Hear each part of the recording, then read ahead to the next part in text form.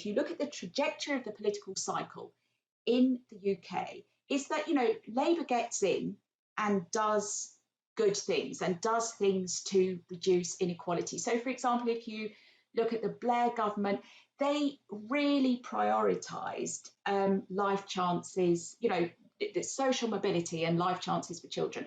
And they introduced Sure Start, and they really reduced child poverty levels to levels that people kind of didn't really believe were possible.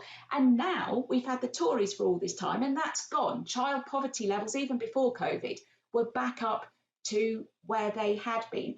And, previously, before that, the Wilson government had invested in universities, had invested in council housing.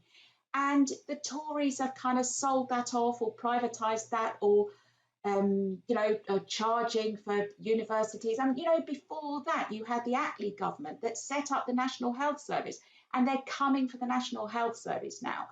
So, whatever a Labour government does, the Tories afterwards will sort of come for it with a slash and burn policy. Now, a question that you can ask is, why doesn't that happen in countries that use PR? Or why doesn't it happen to that extent in countries that use PR? Because, they get right-wing governments as well. They get left of centre ones and right of centre ones, but they do not get this slash and burn type of right-wing government that we get.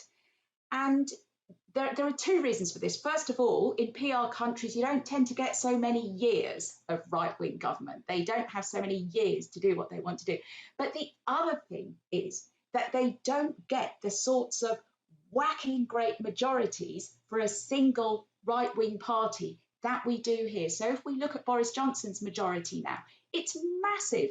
No matter how good the Labour Party's opposition is, no matter what we do to hold them to account, the Conservatives can pretty much do whatever they like with the size of that majority. There is not a culture of sort of collaboration, of cooperation, and there is not really a sense of kind of a social contract